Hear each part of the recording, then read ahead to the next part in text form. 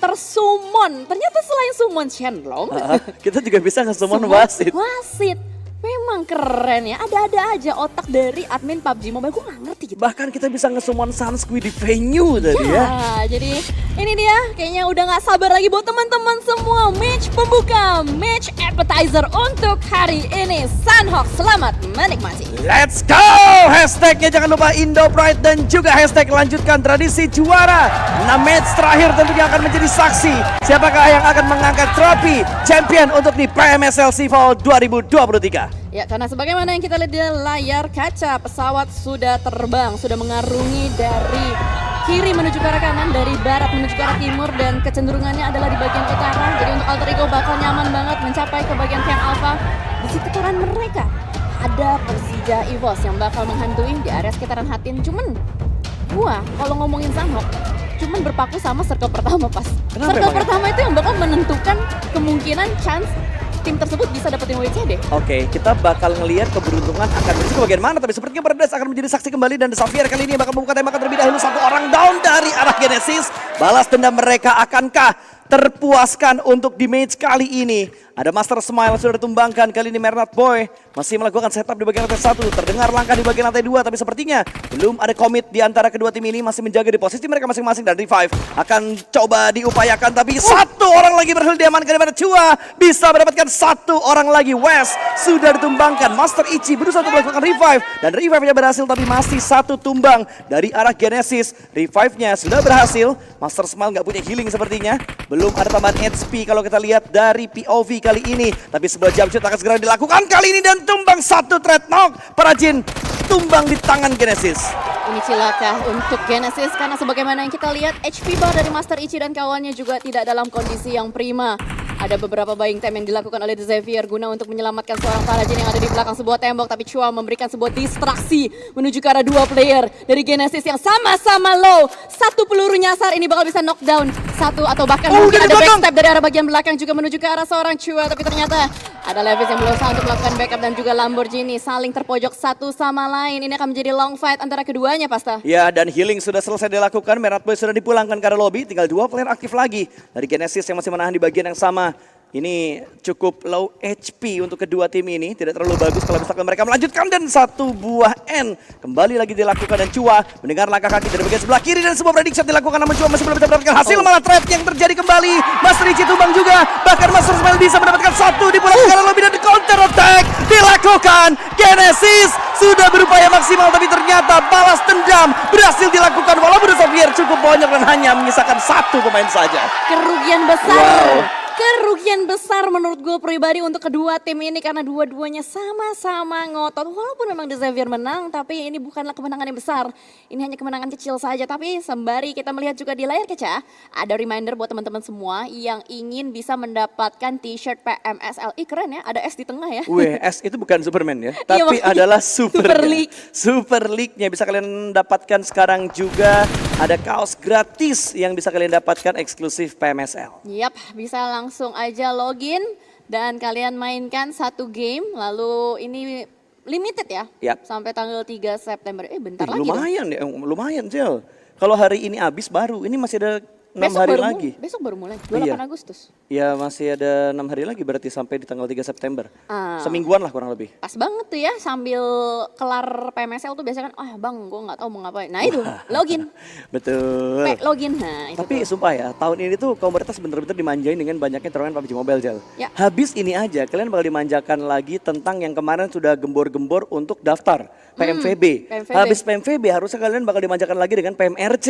Habis PMRC langsung dihantam lagi buat PMGC. Banyak ya, padat. Gila cuy, enak banget komunitas sekarang tuh ngedapetin tontonan yang tidak ada habisnya untuk official turnamen dari PUBG Mobile. Dan dari arah in-game kita berfokus kembali di mana Bigetron kali ini bisa mendapatkan satu pemain dari RRQ, Asa tumbang di tangan Bigetron. Wow, agak sedikit tidak terduga karena ada pertemuan seperti ini antara RRQ dan juga Bigetron Red Villains. Tapi mungkin dari Asa masih bisa diselamatkan, ternyata enggak ya, udah dikonfirm jadi eliminations menuju ke arah seorang Boychill. Karena memang setup dari BTR tadi ngambil di bagian tebing-tebing untuk motong-motongin rotasi. Cuman sedari tadi kita belum lihat map reveal, kita belum lihat circle reveal-nya ke arah bagian mana. Karena memang tadi begitu turun udah langsung disuguhkan dengan war di area Paradise. Dan dengan pincangnya atau tumbangnya dari Genesis ini bisa membuka kesempatan besar dari tim yang ada di bagian bawah untuk mengejar ketertinggalan poin. Mengingat juga Genesis lagi ada di bagian papan atas. Ya, baru main tiba-tiba pulang, tapi sengaja mereka masih ada di bagian-bagian atas untuk Genesis.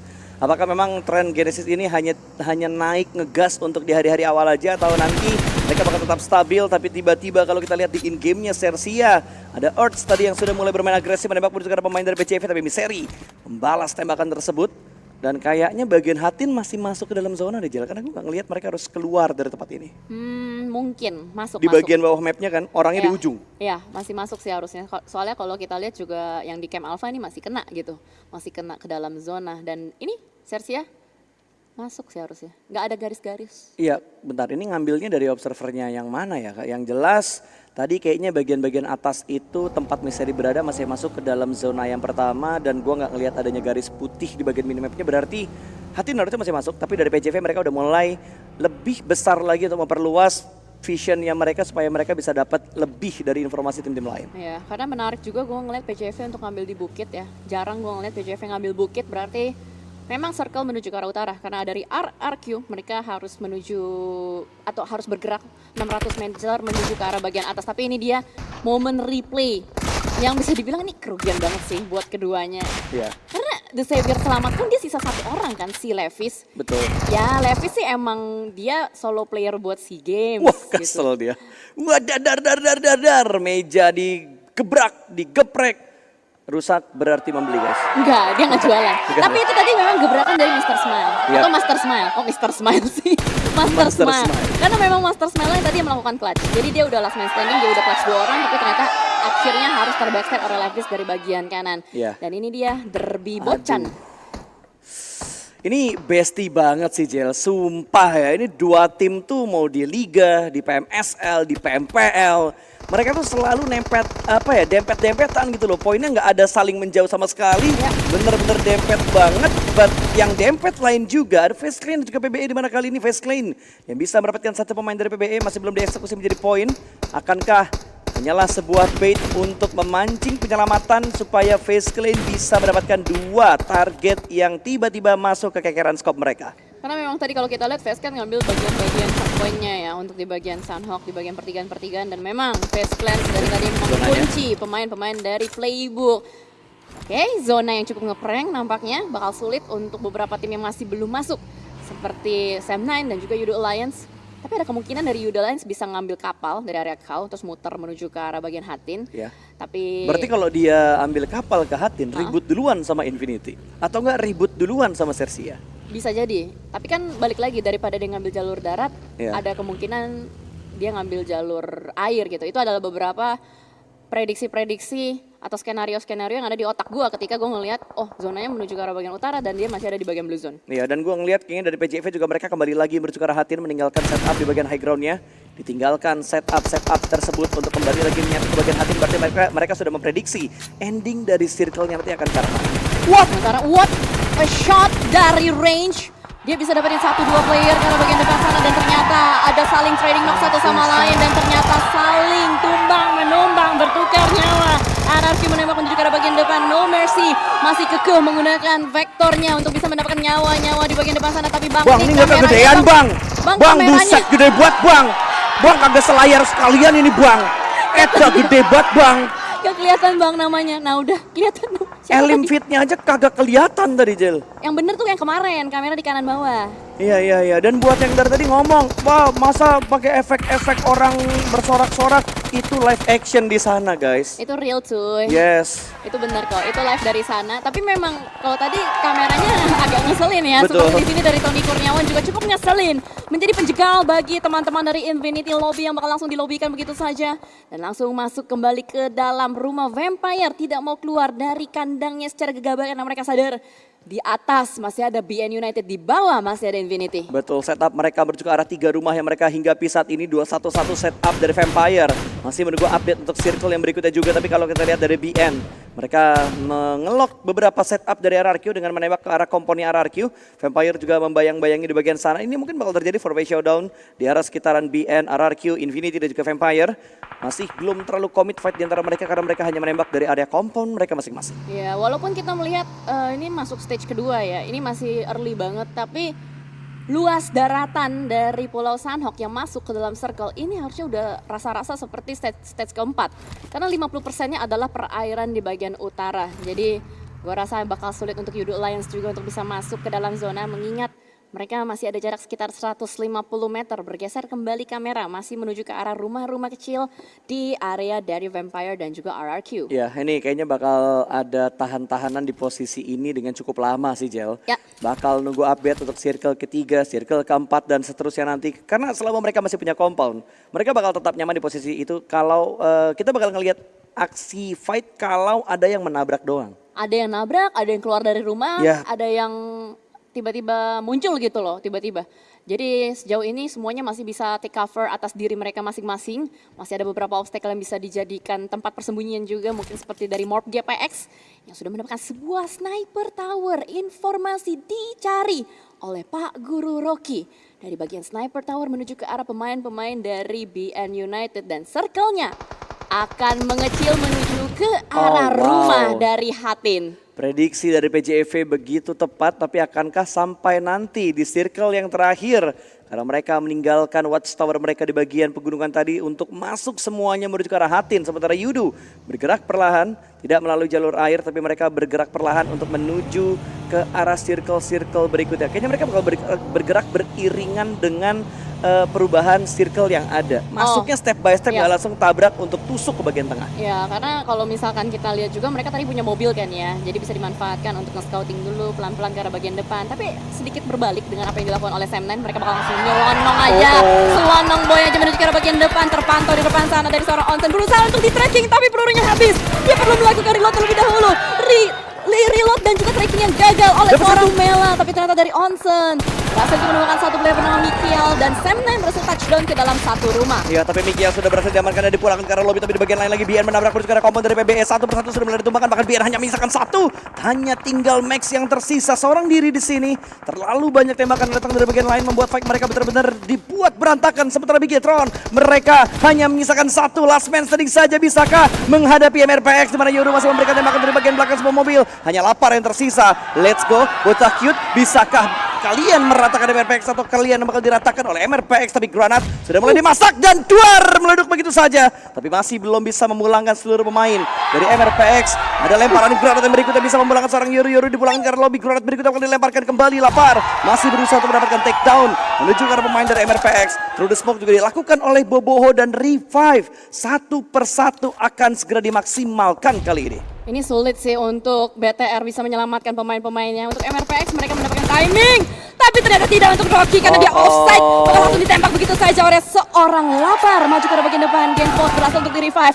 Ada usaha untuk menyentuh seperti di depan sana. Sambil perlahan tapi pasti diberikan sebuah tembakan counter shoot dari Boboho bagian belakang through the smoke. Ada sebuah prediction shot juga, tapi Boboho dengan sangat cerdas dia juga akan melemparkan sebuah nih. Siap-siap dilontarkan. Cleon pun memberikan sebuah backup dari belakang sana. Lapar terpojokan, gak bisa ngapa-ngapain. Ini sulit untuk bisa menghantam dua player secara bersama, tapi MRPX low pasta. Benar-benar di-delay lagi dan Bigetron tadi sudah bisa bangkit dua pemain mereka, tapi mereka dibuat pincang kembali dan kondisi kembali lagi berimbang 1 lawan 1. Boboho versus Lapar kali ini. Dua pemain yang begitu berpengalaman, bahkan Yoru sudah dipulangkan kali ini menuju ke arah Robby. 1 lawan 1, Boboho memasak sebuah granat bakal dilemparkan menuju ke arah seorang Lapar, meletup. Dan itu dia akhir perjalanan dari Bigetron di match yang pertama. MRPX bertahan, 1 tim Indonesia pulang ke arah lobby. Oh my god, bukan hal yang kita inginkan, tapi fair play harus dijalankan. Ya, tapi itu adalah lagi-lagi sebuah war yang merugikan untuk kedua tim. Karena yang tersisa dari MRPX hanya 1 player saja, yaitu seorang Boboho. Dan itu memang tempat yang nyaman yang diperebutkan oleh kedua tim tersebut. Aduh. Itu adalah tempat lereng di antara 2 gunung atau 2 tebing Yap. tinggi di Sanhok. Jadi kalau misalkan bisa didapetin, bisa ada 4 orang di situ. Itu bakal survive sampai cukup lama pasta. Iya, dan tapi posisi bawahnya yang sulit kalau udah mulai di lock oleh tim-tim lain juga. Dan mungkin sekarang bakal ada pertanyaan ke PJEV. Nyesel nggak ninggalin tebing ini? Lumayan sih, lumayan nyesel. Tapi kalau misalkan PJEV bisa bermain outer dengan cukup baik dan dia timingnya dapet, itu bisa lain cerita. Karena kan gue yakin setiap tim di sini punya strategi masing-masing sesuai dengan keahlian individual mereka. Ya, betul. Sementara itu dari Yudu Lions ternyata berhasil untuk touchdown menuju ke arah 1 jembatan. Walaupun memang Levi's sebagai last man standing juga sudah mendengar pastinya ada beberapa suara-suara motor asing bagian bawah jembatan. Sementara itu, Alter Ego tadi masih cukup nyaman juga di bagian tebing-tebing. Mereka sudah menguasai bagian tebingnya dan ternyata Luxy lah yang membuka war terlebih dahulu dengan M16. Dia berhasil untuk menumbangkan satu player dari Playbook Esports.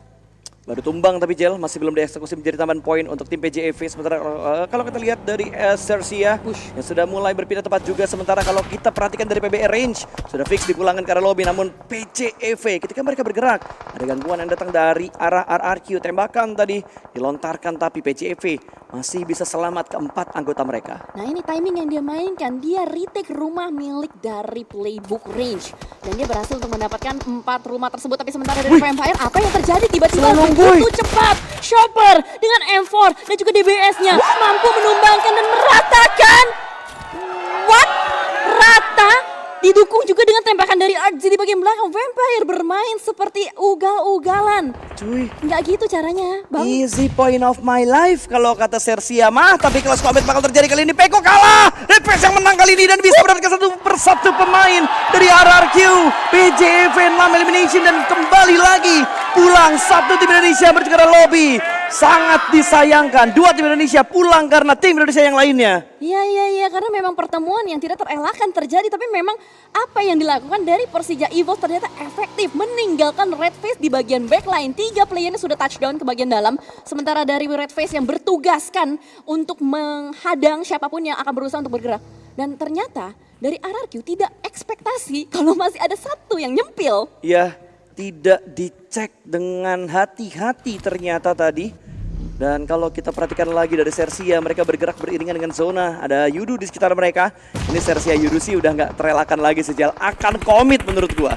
Ya harusnya ya, karena dari bagian utara itu udah padat banget dan cuma ada satu entry saja di mana kita lihat juga dari Olio sudah membuka sebuah tembakan menuju ke arah pemain-pemain dari Sersia dihadang begitu saja. Tapi lihat bagaimana Persija EVOS menyusup menuju ke dalam zona. Dia udah keluar dari zona dan dia bisa masuk lagi ke dalam zona dengan mengirimkan 2 player terlebih dahulu yaitu Miseri dan juga Zuki menuju ke arah bagian depan. Pertemuan kembali terjadi kali ini dari Alter Ego melawan Persija EVOS. Ya, dan lagi-lagi kita harus melihat dua tim Indonesia bersih tegang. Rosemary bisa mendapatkan satu, Zuki dipulangkan ke arah lobby. Okta masih tumbang, Alpha masih tumbang. Tapi masih bisa diselamatkan dengan kondisi yang cukup aman. Sementara Miseri menghindar dari atas tapi tertembak dari bagian bawah. Flux bisa melihat keberadaan dari seorang Miseri, bahkan Miseri dipulangkan ke arah lobby. Namun dari Yudu mereka juga menembak menuju ke arah Sersia. Satu persatu sudah mulai mereka amankan dan hanya menyisakan satu di bagian belakang sebuah mobil. Akankah diledakan? Earth tersisa satu lagi. True the smoke juga dilakukan tapi ternyata masih bisa lolos. Masih belum bisa untuk mendapatkan pemain dari Sersia yang hanya tersisa satu tapi Earth finally diamankan dan dipulangkan ke arah lobby. 8 tim tersisa di stage yang kelima. Dikejar-kejar oleh zona dan langsung ditangkap oleh pemain-pemain asal Malaysia yaitu Yudo Alliance. Yudo Alliance memang lagi bagus-bagusnya apalagi mereka sudah berhasil untuk touchdown ke arah bagian dalam. Tapi Levis, last man standing yang siap untuk melakukan backstep. Bisa menjadi duri dalam daging, bisa menjadi musuh dalam selimut. Dia punya 3 utilities, helm, armor masih utuh sempurna. Dia tinggal harus mengeluarkan ability-nya ketika dia bermain solo SEA Games kemarin. Ya, ini menurut gua untuk Levis hanya diam aja. Lu diem aja.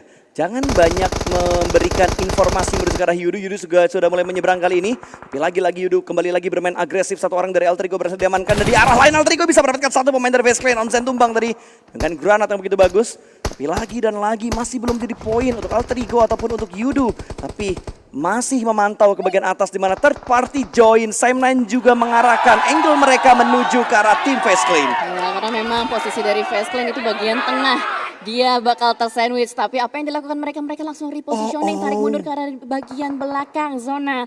Ngecil kembali menuju ke arah tebing Camp Alpha atau tebing Pulau Alpha. Mormon berjaga di bagian atas untuk bisa mengeksekusi pemain dari Sam9. Karena memang sebagaimana yang kita lihat dari bagian map juga Sam9 punya kuasa atas compound di bagian pinggiran zona.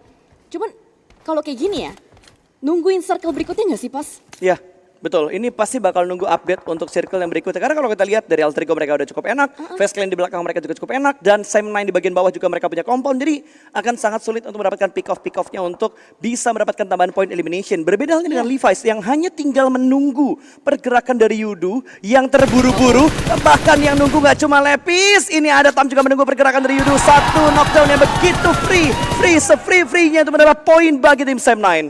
Ini cilaka Yudo lah yang sudah dipotong. Mau bagaimana lagi Yudu? dia bergerak akan kelihatan. Dia tarik mundur bakal terkena blue zone, apalagi dihantui oleh seorang Levis juga. Bahkan alter ego Octa mendeteksi pergerakan dari seorang Levis, ditembak dari arah bagian belakang. Ternyata adik Lukla yang memberikan backstep terlebih dahulu menuju ke arah seorang Levis, dan Levis harus dipulangkan. Flex menjadi last man standing yang tidak bisa bertahan lagi karena blue zone sudah terlalu menyakitkan. Ya, apalagi tadi dia tidak melakukan boosting ataupun healing ketika dia berusaha masuk ke dalam zona. Karena blue zone sudah semakin menyakitkan ini. Dan kita melihat juga pergerakan dari MRPX di mana Boboho yang menjadi pemain terakhir masih berjuang. Dan cukup dekat posisinya sebenarnya dari arah Face Clan. Kirinya juga agak terbuka. Bisa saja dari Alter Ego menembak menuju ke arah posisi dari Boboho. Dan ada granat yang sudah mulai dimasak oleh seorang Morman. Tapi di cancel. Gagal. Dan tidak jadi dilempar. Namun kokangan berikutnya kembali lagi dilakukan oleh Morman. Berniat untuk mendapatkan pemain terakhir dari MRPX. Kayaknya disayang-sayang dulu nih granatnya. Karena dia sadar hanya tersisa 2 granat saja untuk di late gamenya. Sambil menunggu zonanya mengecil. Sambil menunggu zonanya menuju ke arah stage berikutnya. Sembari kita melihat juga dari Fnatic sudah mulai memasak 1 granat kembali menuju ke arah bagian bawah. Tapi ternyata Boboho yang mendapatkan seorang Luxi.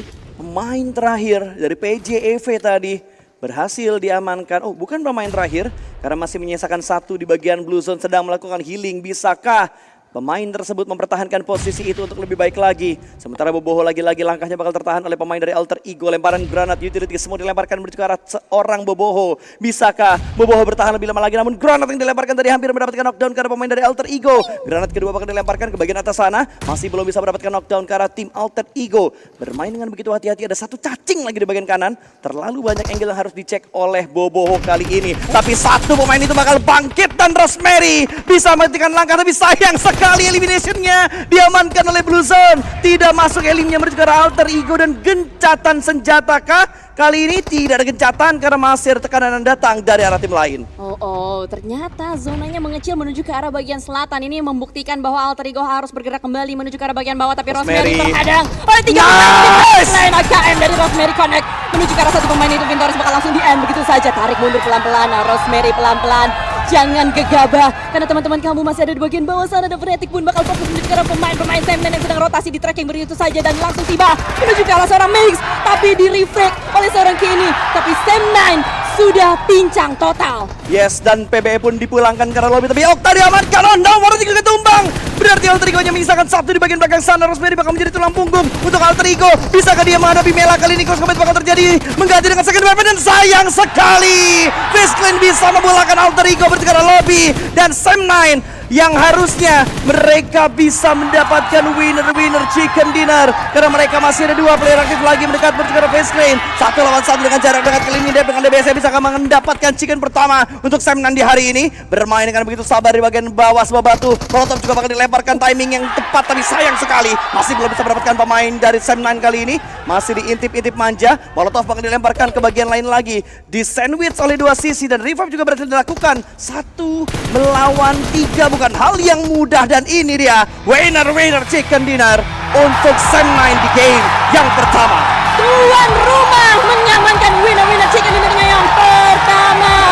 Apa yang dilakukan oleh Sam9 begitu bagus dengan mereka berusaha untuk bergerak perlahan menuju ke dalam zona. Walaupun tadi sempat di tracking, tapi gagal trackingan lawan-lawannya. Dan apa yang dilakukan dari Dep? Dia tugasnya cuma ngebait doang. Ngebait si Mela atau siapa tadi pemain yang ada di Face Clan yang ada di bagian atas. Sementara temennya nge-revive. Buying time-nya sukses sih tadi untuk ngebuat keadaannya berbalik menjadi 3 lawan 1, Jel. Itu dia. Apa yang terjadi? Sam9 seakan mendapatkan ghostingan tuan rumah dan MVP.